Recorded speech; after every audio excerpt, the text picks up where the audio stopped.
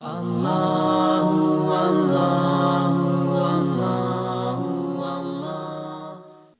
الانعام کی آیت نمبر 122 122 سورۃ الانعام کا 15واں رکوع 8ویں پارے کا دوسرا رکوع۔ اومن کان میتن فاحییناہ، اور کیا وہ کہ مردہ تھا تو ہم نے اسے زندہ کیا۔ میتن مانے مردہ، احیینا کے معنی ہے ہم نے زندہ کیا۔ مردہ سے مراد کافر ہے اور زندہ سے مراد مومن ہے۔ سبحان اللہ، مومن زندہ ہے، کافر مردہ ہے۔ مردہ اور زندہ دونوں برابر نہیں ہو سکتے، لہذا مومن اور کافر برابر نہیں ہو سکتے، کیونکہ کفر دلوں کے لیے موت ہے اور ایمان دلوں کے لیے حیات، زندگی ہے۔ وَجَعَلْنَا لَهُ نُورًا، اور اس کے لیے ایک نور کر دیا۔ نور سے مراد ایمان ہے، جس کی وجہ سے انسان کفر کے اندھیروں سے نجات پاتا ہے، اور نور سے مراد قرآن مجید فرقان حمید بھی ہے۔ تو اللہ تعالی نے کافر کو مومن بنایا، مردہ کو زندہ کیا، اسے ایمان کا نور دیا، اور اسے کتاب عطا فرمائی، قرآن کا نور دیا۔ اب وہ ایمان کے نور کو لے کر اور قرآن پاک کی روشنی لے کر لوگوں میں چلتا ہے۔ یمشی بہ فی الناس، جس سے لوگوں میں چلتا ہے۔ یمشی چلتا ہے، بہ جس سے، فی الناس لوگوں میں۔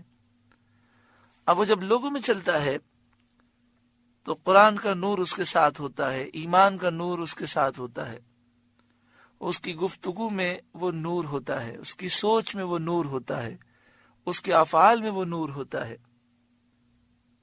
اور وہ بینائی حاصل کر چکا ہے، اس کی آنکھیں روشن ہو چکی ہیں۔ حق کی راہ کون سی ہے، باطل کی راہ کون سی ہے، وہ امتیاز کر سکتا ہے۔ کمم مثلہ فی الظلمات، وہ اس جیسا ہو جائے گا جو اندھیریوں میں ہے۔ ظلمات مانے اندھیریا، یعنی جو کفر میں ہے، جہالت میں ہے، جس کا باطن تاریک ہے، باطن میں خباثتیں ہیں۔ کیا وہ شخص اور جو مومن ہے یہ دونوں برابر ہو سکتے ہیں؟ یہ ایک مثال ہے جس میں مومن اور کافر کا حال بیان فرمایا گیا ہے کہ ہدایت پانے والا مومن اس مردہ کی طرح ہے جس نے زندگانی پائی اور اس کو نور ملا، جس سے وہ مقصود کی راہ پاتا ہے۔ اس نور کے ذریعے وہ منزل پر پہنچ جاتا ہے۔ اور کافر اس کی مثل ہے جو طرح طرح کی اندھیریوں میں گرفتار ہے، ہر طرف اندھیرا ہی اندھیرا ہے، اور ان سے وہ نکل نہ سکے، ہمیشہ حیرت میں مبتلا رہے، اندھیروں میں رہے۔ یہ دونوں مثالیں ہر مومن اور کافر کے لیے عام ہیں، یعنی ہر مومن زندہ ہے، ہر کافر مردہ ہے۔ گو کہ اس آیت کریمہ کا شان نزول خاص ہے۔ حضرت عبداللہ بن عباس رضی اللہ تعالی عنہما فرماتے ہیں کہ اس کا شان نزول یہ ہے کہ ابو جہل نے ایک دن سید عالم صلی اللہ علیہ وآلہ وسلم پر کوئی ناپاک چیز پھینکی تھی، اور ایک روایت میں یہ ہے کہ آپ پر اس نے پتھراؤ کیا جس سے آپ کو چوٹ آئی۔ نبی اکرم صلی اللہ علیہ وآلہ وسلم صفا کی پہاڑی کے قریب سے گزر رہے تھے۔ آپ کو اکیلا دیکھ کر ابو جہل نے پہلے گستاخی کی، تو آپ نے کوئی جواب نہ دیا، اس سے اسے اور جلن ہوئی اور وہ بہت زیادہ ذلیل ہوا کہ نبی اکرم صلی اللہ علیہ وآلہ وسلم میری بات کو کوئی اہمیت نہیں دیتے، تو اس نے آپ پر کوئی ناپاک چیز پھینکی، بعض روایت میں کہ پتھر مارا۔ نبی اکرم صلی اللہ علیہ وآلہ وسلم نے پھر بھی کوئی جواب نہ دیا اور تشریف لے گئے۔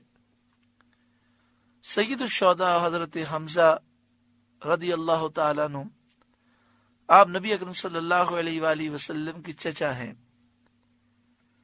آپ اس وقت ایمان نہیں لائے تھے، لیکن نبی اکرم صلی اللہ علیہ وآلہ وسلم سے محبت رکھتے تھے، اور آپ کے سامنے اسلام پیش تو کیا گیا تھا، لیکن آپ نے اس معاملے میں اتنا غور بھی نہیں کیا تھا، اور نہ آپ نے کوئی گستاخی کی تھی، کیونکہ آپ اکثر شکار میں مصروف رہتے تھے۔ آپ اس وقت شکار کے لیے گئے ہوئے تھے۔ جس وقت آپ ہاتھ میں کمان لیے شکار سے واپس آئے تو صفا کی پہاڑی کے قریب سے گزر رہے تھے، تو وہاں ایک کنیز کھڑی ہو گئی، اور اس نے آپ سے کہا کہ آپ کے بھتیجے محمد صلی اللہ علیہ وآلہ وسلم کی بے ادبی کی ابو جہل نے۔ جب انہوں نے کوئی جواب نہ دیا تو اس طرح اس نے حرکت کی ہے اور نبی اکرم صلی اللہ علیہ وآلہ وسلم پر حملہ کیا ہے۔ تو آپ کو شدید جلال آیا۔ آپ کی عادت تھی کہ جب آپ شکار سے آتے تو پہلے خانہ کعبہ جاتے اور طواف کرتے۔ طواف کرنے کے بعد آپ خانہ کعبہ کے ارد گرد جو سردار بیٹھے ہوتے ان کے پاس بیٹھ کر باتیں کرتے، پھر اپنے گھر جاتے۔ تو اس وقت آپ کو اتنا جلال آیا کہ نہ آپ نے خانہ کعبہ کا طواف کیا، نہ یہ معاملات کیے، بلکہ سیدھا ابو جہل کے پاس گئے۔ یہ خانہ کعبہ کے سامنے بیٹھا ہوا تھا اور اپنے ساتھیوں کو فخریہ انداز میں سنا رہا تھا کہ میں نے نبی اکرم صلی اللہ علیہ وآلہ وسلم کی اس طرح بے ادبی کی۔ آپ نے جیسے ہی ابو جہل کو دیکھا، آپ نے کمان سے اس کے سر پر حملہ کیا اور کئی جگہوں سے اس کا سر پھاڑ دیا، خون بہنے لگا۔ تو سارے کافر کھڑے ہو گئے، آپ کو مارنے لگے، تو آپ اکیلے سب سے لڑنے لگے۔ تو ابو جہل نے کہا کہ تم اس سے مقابلہ کرنے کی طاقت نہیں رکھتے، چھوڑ دو۔ بات یہ ہے کہ ان کو غصہ اس لیے آ رہا ہے کہ میں نے ان کے بھتیجے کی بے ادبی کی ہے۔ پھر ابو جہل عاجزی اور خوشامد کرنے لگا اور سید الشہداء سے کہنے لگا، اے ابو یعلا، سید الشہداء کی کنیت ہے ابو یعلا، کہنے لگا اے ابو یعلا، کیا آپ نے نہیں دیکھا کہ محمد مصطفیٰ صلی اللہ علیہ وآلہ وسلم کیسا دین لائے؟ انہوں نے ہمارے معبودوں کو برا کہا، ہمارے باپ دادا کی مخالفت کی، ہمیں بد عقل بتایا اور کہتے ہیں کہ تم بے وقوف ہو، ہمیں وہ بے وقوف سمجھتے ہیں۔ حضرت سید الشہداء حضرت حمزہ رضی اللہ تعالیٰ عنہ ایمان نہیں لائے تھے، لیکن آپ نے اس وقت اس طرح اظہار فرمایا اور بتوں کی مذمت کی، اور آپ کا مقصد یہ تھا کہ آئندہ کسی کو میرے بھتیجے پر حملہ کرنے کی جرت نہ ہو۔ اس پر حضرت امیر حمزہ سید الشہداء اسد اللہ و اسد رسولہ رضی اللہ تعالیٰ عنہ نے فرمایا، تمہارے برابر بدعقل کون ہے؟ سب سے بڑے بے وقوف تم ہو کہ اللہ کو چھوڑ کر بتوں کو پوجتے ہو، پتھروں کو خدا سمجھتے ہو۔ میں گواہی دیتا ہوں کہ اللہ کے سوا کوئی معبود نہیں، اور میں گواہی دیتا ہوں کہ محمد مصطفیٰ صلی اللہ علیہ وآلہ وسلم اللہ کے رسول ہیں۔ اب ایک روایت یہ ہے کہ یہ جو جملہ آپ نے کہا تھا اسی وقت آپ اسلام لا چکے تھے، اور اسلام لانے کی نیت سے آپ نے کہا، اسی وقت حضرت امیر حمزہ اسلام لے آئے۔ اور ایک روایت یہ ہے کہ اس وقت آپ نے کافروں کے سامنے اس لیے یہ بات کہی تاکہ آئندہ کافر یہ جرت نہ کریں، لیکن جب آپ وہاں سے نکلے تو آپ دل میں سوچنے لگے کہ میں نے تو ایسے ہی کہہ دیا، میں اسلام تو نہیں لایا۔ سرکار دو عالم صلی اللہ علیہ وآلہ وسلم کی بارگاہ میں پہنچے اور عرض کی کہ آپ رنجیدہ نہ ہو، میں نے بدلہ لے لیا ہے اور کئی جگہوں سے اس کا سر پھاڑ دیا ہے، اور میں نے کہہ دیا کہ خبردار کوئی آپ کو ہاتھ لگائے۔ تو پیارے آقا صلی اللہ علیہ وآلہ وسلم نے فرمایا کہ آپ نے ایسا کیوں کیا؟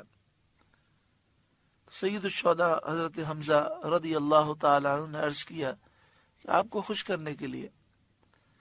تو آپ صلی اللہ علیہ وآلہ وسلم نے فرمایا، میں اس وقت خوش ہوں گا جب آپ ایمان لے آئیں گے۔ تو سید الشہداء نے عرض کی کہ کیا میرے ایمان لانے سے آپ خوش ہوں گے؟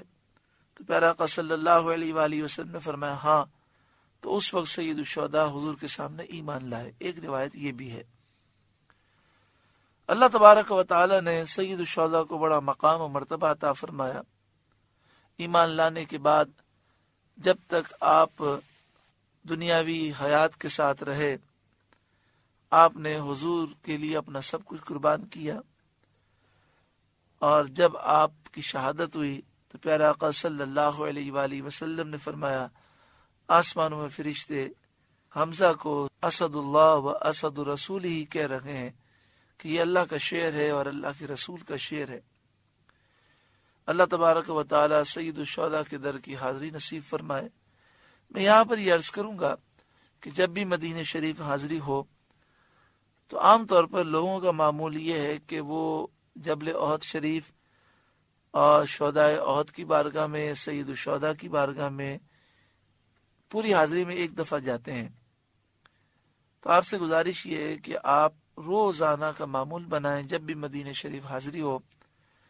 میں بھی نیت کرتا ہوں، آپ بھی نیت کریں کہ جب بھی مدینہ شریف میں بلاوا نصیب ہوا تو ہم کم از کم روزانہ ایک مرتبہ جبل احد شریف، شہداء احد اور سید الشہداء جن کا مزار وہیں پر ہے احد شریف کے دامن میں، سید الشہداء کی بارگاہ میں روزانہ انشاءاللہ تعالی حاضر ہوں گے۔ صالحین اور عارفین یہ کہتے ہیں کہ نبی اکرم صلی اللہ علیہ وآلہ وسلم سید الشہداء حضرت حمزہ رضی اللہ تعالیٰ عنہ کی بات کو نہیں ٹالتے، تو اس لیے جب بھی حاضری ہو، عارفین اور صالحین کہتے ہیں کہ پہلے سید الشہداء کی بارگاہ میں حاضر ہوں اور ان کی بارگاہ میں عرض کریں کہ میں سرکار دو عالم صلی اللہ علیہ وآلہ وسلم کی بارگاہ میں جا رہا ہوں، آپ سفارش کریں کہ حضور مجھ پر نگاہ کرم فرمائے۔ پھر صالحین کہتے ہیں پھر جنت البقیع آئیں اور وہاں تمام صالحین کو سلام پیش کریں، خاص طور پر خاتون جنت فاطمہ الزہرا رضی اللہ تعالی عنہا کی بارگاہ میں سلام پیش کریں اور ان سے بھی عرض کریں کہ آپ حضور کی بارگاہ میں ہماری سفارش کریں۔ پھر جب سرکار کی بارگاہ میں حاضر ہوں گے تو خاص سرکار دو عالم صلی اللہ علیہ وآلہ وسلم کا کرم ہوگا۔ اور دوسری عرض یہ ہے کہ جب بھی مدینہ شریف حاضر ہوں تو جنت البقیع شریف باقاعدہ حاضری کی نیت سے جائیں۔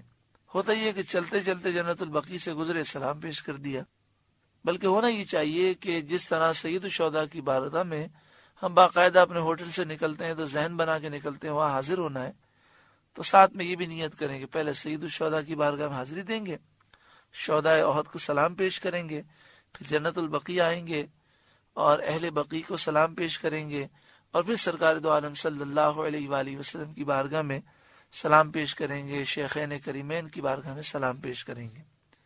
اور جب بھی مکہ شریف قیام ہو، کوشش کریں روزانہ جنت المالا جو قبرستان ہے وہاں حاضر ہوں اور تمام اہل جنت المالا کو سلام پیش کریں، خاص طور پر ام المومنین حضرت خدیجہ الکبریٰ رضی اللہ تعالی عنہا کو ضرور سلام پیش کریں۔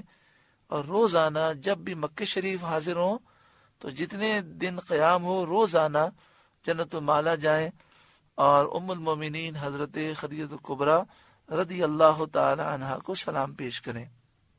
مکہ شریف سے باہر نواریہ کا علاقہ ہے جسے مقام صرف کہتے ہیں، وہاں پر ام المومنین حضرت میمونہ رضی اللہ تعالی عنہا کا مزار ہے۔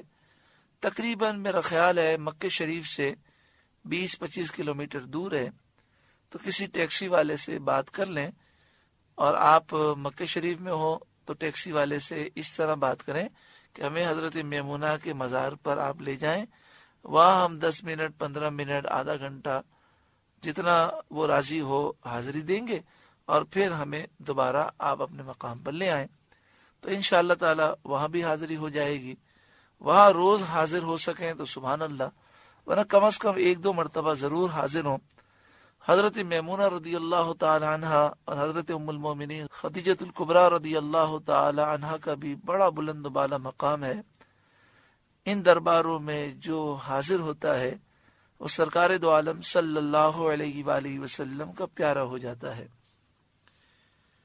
تو جب سید الشہداء حضرت حمزہ رضی اللہ تعالی عنہ ایمان لائے، اس پر یہ آیت کریمہ نازل ہوئی، تو حضرت امیر حمزہ کا حال اس کے مشابہ ہے جو مردہ تھا، ایمان نہ رکھتا تھا، اللہ تعالیٰ نے اس کو زندہ کیا اور نور باطن عطا فرمایا۔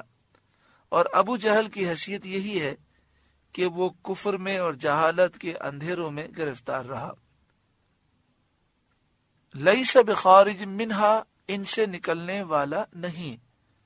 کذالک زین للکافرین ما کانوا یعملون، یوں ہی کافروں کی آنکھ میں ان کے اعمال بھلے کر دیے گئے ہیں، یعنی کافر اتنے اندھے ہو گئے کہ برے کاموں کو اچھا سمجھ رہے ہیں۔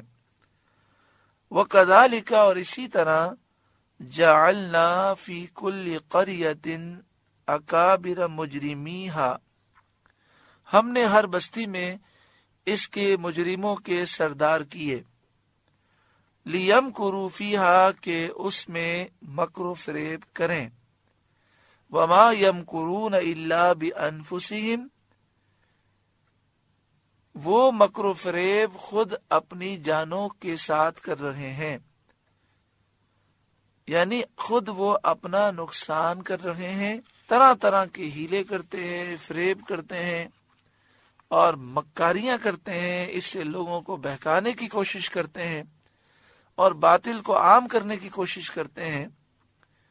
یہ خود اپنا نقصان کر رہے ہیں، اس کا وبال انہی پر پڑتا ہے۔ وما یشعرون، اور انہیں شعور نہیں۔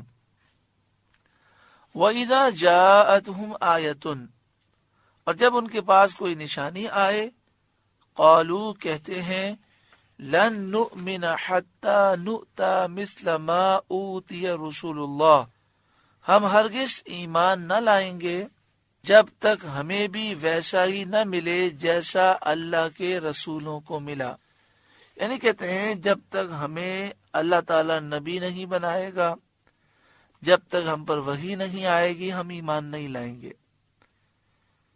ولید بن مغیرہ یہ کافروں کے سرداروں میں سے ہے، اس نے کہا تھا کہ اگر نبوت حق ہے تو اس کا زیادہ مستحق تو میں ہوں، کیونکہ میری عمر نبی صلی اللہ علیہ وآلہ وسلم سے زیادہ ہے اور میرے پاس مال بھی ان سے زیادہ ہے۔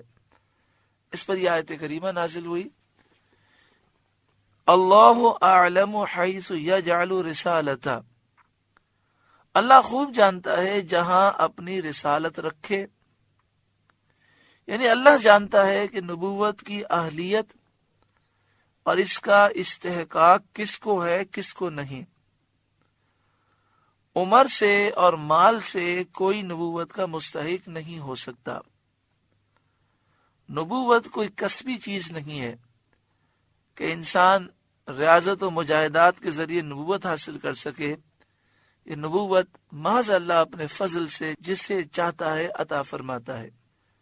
اور یہ مسئلہ بھی یاد رکھیں کہ نبی آخر الزمان نبی صلی اللہ علیہ وآلہ وسلم آخری نبی ہیں، اب ان کے بعد کوئی نیا نبی رسول نہیں آ سکتا۔ حضرت عیسیٰ علیہ السلام تشریف لائیں گے لیکن وہ نئے نبی نہیں ہیں، وہ پہلے آ چکے ہیں۔ اور یہ ولید بن مغیرہ جو نبوت کا طلبگار ہے، یہ تو حسد میں مبتلا ہے، مکر و فریب میں مبتلا ہے، بد عہدی میں مبتلا ہے اور کئی گندے افعال اور برائیوں میں مبتلا ہے۔ یہ کہاں اور نبوت کا منصب عالی کہاں۔ سَيُصِيبُ الَّذِينَ أَجْرَمُوا صَغَارٌ عِندَ اللَّهِ، ان قریب مجرموں کو اللہ کے ہاں ذلت پہنچے گی، وَعَذَابٌ شَدِيدٌ، اور سخت عذاب، بِمَا كَانُوا يَمْكُرُونَ، بدلہ ان کے مکر کا۔ یہ جو مکر و فریب کرتے ہیں اس کا انہیں بدلہ ملے گا۔ فَمَن يُرِدِ اللَّهُ أَن يَهْدِيَهُ يَشْرَحْ صَدْرَهُ لِلْإِسْلَامِ، اور جسے اللہ راہ دکھانا چاہے اس کا سینہ اسلام کے لیے کھول دیتا ہے، اس کو ایمان کی توفیق دیتا ہے اور اس کے دل میں روشنی پیدا کرتا ہے۔ جس کا سینہ اسلام کے لیے کھل جاتا ہے اس کے لیے اسلام پر چلنا آسان ہوتا ہے، اسے گناہوں سے نفرت ہو جاتی ہے آخرت کی طرف وہ مائل ہوتا ہے، دنیا سے بے رغبت ہوتا ہے، موت کی یاد اور موت کی تیاری کرتا ہے۔ اللہ سے دعا کریں اللہ تعالی ہمارے سینے کو بھی اسلام کے لیے کھول دے۔ یہ ہماری بڑی محرومی ہے کہ جب ہم نماز کے لیے کھڑے ہوتے ہیں تو پاؤں تھک جاتے ہیں، لیکن باتیں کرنے کے لیے کھڑے ہوتے ہیں، آدھا گھنٹہ کھڑے رہتے ہیں، احساس نہیں ہوتا۔ قرآن پاک پڑھنے کے لیے بیٹھیں تو ایک پاؤں پڑھ کر تھک جاتے ہیں، اور موبائل پر واٹس ایپ کے میسج پڑھنا شروع کریں تو کئی گھنٹے گزار دیتے ہیں۔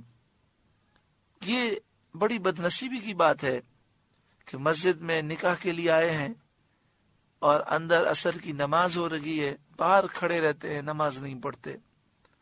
اب تو ایسے بھی بدنصیب ہیں کہ جنازہ پڑھنے کے لیے آتے ہیں تو جنازے کی نماز پڑھتے ہیں، لیکن اندر فرض کی نماز ہو رہی ہے، فرض نماز ہو رہی ہے، اس میں شرکت نہیں کرتے، باہر کھڑے رہتے ہیں، پھر جنازے کی نماز پڑھ لیتے ہیں۔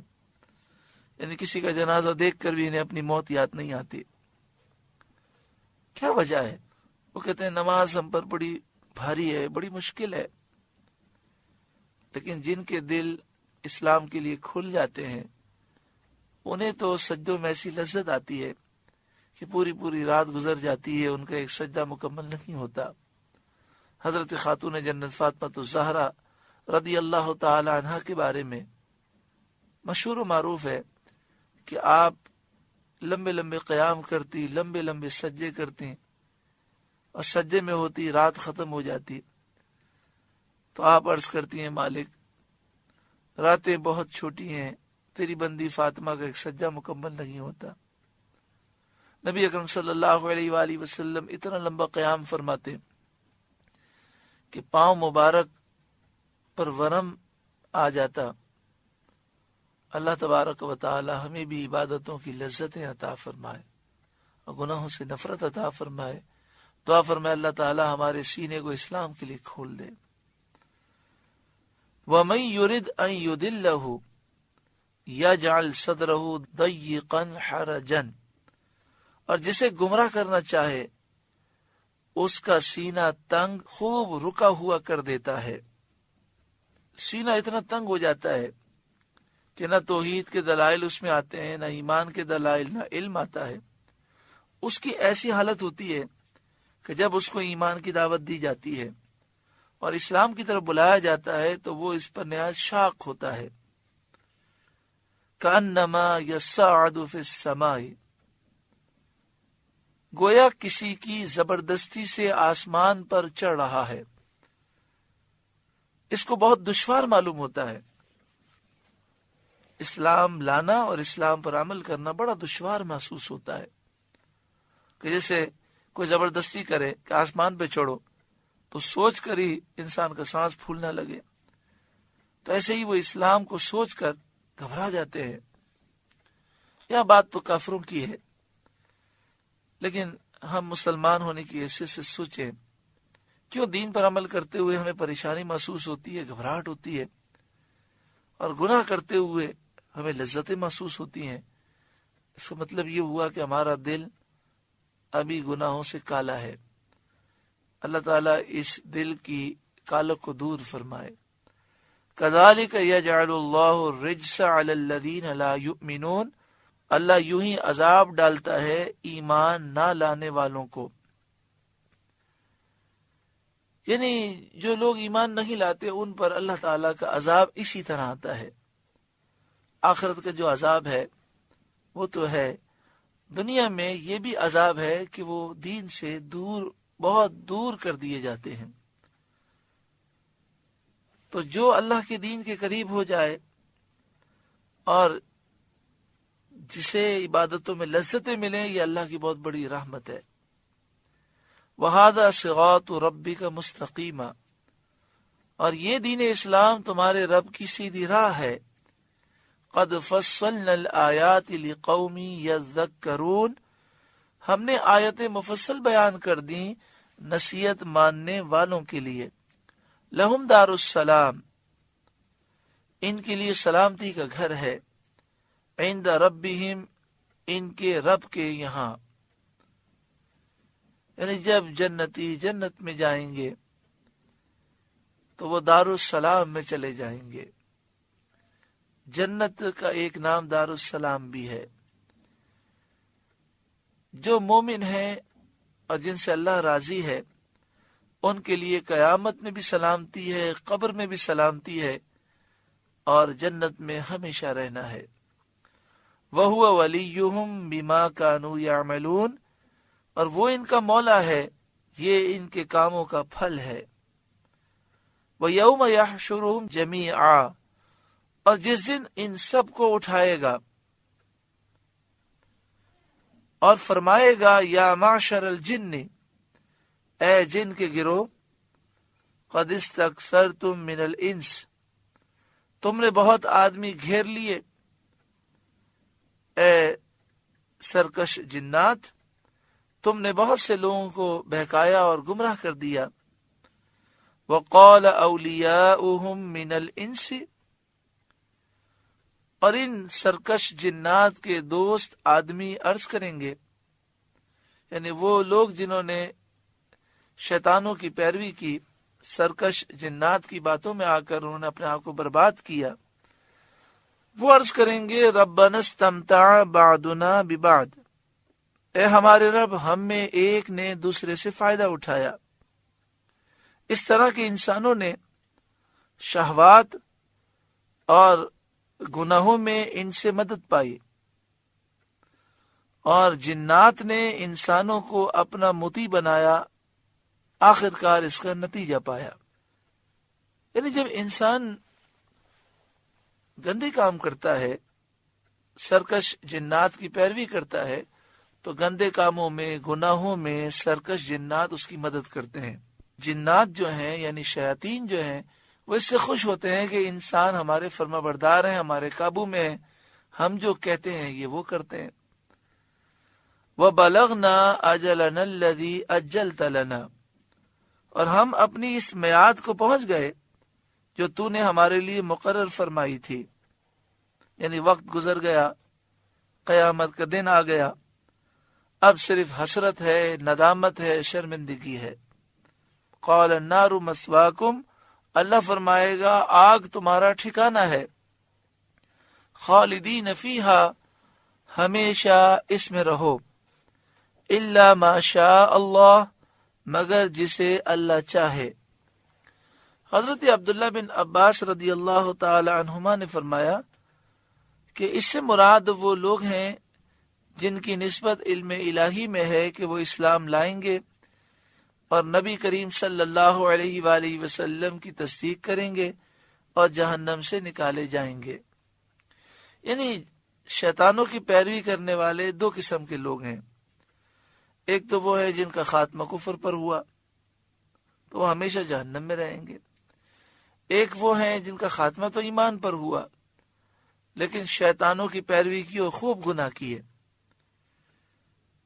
تو پھر وہ جہنم میں جب جائیں گے تو اپنی سزا پا کر اللہ تعالی کی رحمت سے، اس کے محبوب صلی اللہ علیہ وآلہ وسلم کی شفاعت کے صدقے میں ان کی سزا میں بھی تخفیف ہوگی اور انہیں جہنم سے نکال کر جنت میں داخل کیا جائے گا. ایسا بھی ہوگا کہ بہت سے لوگ ہوں گے جو بہت گناہگار ہوں گے، لیکن اللہ تعالی حضور کی شفاعت کے صدقے میں کرم فرمائے گا اور جہنم میں انہیں نہیں داخل کیا جائے گا، وہ بلا حساب و کتاب جنت میں چلے جائیں گے. اور ایسا بھی ہوگا کہ بہت سے مسلمان گناہوں کی وجہ سے جہنم میں جائیں گے، سزا تو ان کی بہت زیادہ ہوگی لیکن حضور کی شفاعت کے صدقے میں اللہ تعالی رحمت فرمائے گا اور سزا میں تخفیف ہوگی، اور پھر وہ کچھ سزا پا کر جہنم سے جنت میں جائیں گے. ان ربک حکیم علیم، اے محبوب بے شک تمہارا رب حکمت والا، علم والا ہے. وَكَذَلِكَ نُوَلِّي بَعْدَ الظَّالِمِينَ بَعْدًا بِمَا كَانُوا يَكْسِبُونَ، اور یوں ہی ہم ظالموں میں ایک کو دوسرے پر مسلط کرتے ہیں بدلہ ان کے کیے کا. وَكَذَلِكَ، اور اسی طرح، نولی بعد الظالمین بعدًا، یوں ہی ہم ظالموں میں ایک کو دوسرے پر مسلط کرتے ہیں. ایک ظالم پر دوسرا ظالم مسلط ہوتا ہے، بما کانوا یکسبون، ان کے کیے کا بدلہ، ان کے گناہوں کی وجہ سے۔ حضرت عبداللہ بن عباس رضی اللہ تعالی عنہما نے فرمایا، اللہ تعالیٰ جب کسی قوم کی بھلائی چاہتا ہے تو اچھوں کو ان پر مسلط کرتا ہے، برائی چاہتا ہے تو بروں کو۔ اس سے یہ نتیجہ نکلا، جو قوم ظالم ہوتی ہے اس پر ظالم بادشاہ مسلط کیا جاتا ہے، تو جو اس ظالم کے پنجے ظلم سے رہائی چاہیں انہیں چاہیے کہ ظلم چھوڑ دیں۔ اب ظلم ایک تو یہ ہوتا ہے کہ جس طرح ہمارے یہاں ظلم پایا جاتا ہے کہ ایک طاقتور ہے تو کمزور پہ ظلم کرتا ہے، مزدوروں پہ ظلم کیا جاتا ہے، غریب لوگوں پہ ظلم کیا جاتا ہے۔ اسی طرح ہم خاندان میں دیکھتے ہیں کہ کبھی ساس جو ہے وہ بہو پہ ظلم کرتی ہے، اور کبھی بہو کا معاملہ ایسا عجیب ہوتا ہے، رشتہ داروں میں ایک دوسرے پہ ظلم کیا جاتا ہے، یہ بھی ایک ظلم ہے۔ اور ظلم یہ بھی ہوتا ہے کہ اللہ کی نافرمانی، گناہ، تو گناہ کرنا بھی ظلم ہے، اپنی جان پہ ظلم کرنا ہے۔ اسے معلوم ہوا کہ جب ہم گناہ کریں گے، دین سے دور ہوں گے، تو ہم پر ظالم لوگ مسلط ہو جائیں گے۔ آج مسلمانوں کی حالت آپ دیکھیں، پوری دنیا میں مسلمان پریشان ہیں اور ظالم مسلط ہیں، کیونکہ بے حیائی، فحاشی اور عریانی اب مسلمانوں میں بڑی تیزی سے عام ہو رہی ہے، نمازوں سے دوری ہے، گناہوں میں مبتلا ہیں۔ اگر ہم یہ چاہتے ہیں کہ یہ ساری آفتیں دور ہوں، سچی پکی توبہ کریں اور پاکیزہ زندگی گزاریں، اللہ تعالیٰ غیب سے مدد فرمائے گا۔ سورۃ الانعام کا 15واں رکوع مکمل ہوا۔ اللہ تعالیٰ اس کے نور سے ہمارے قلوب کو روشن منور فرمائے۔ اللہ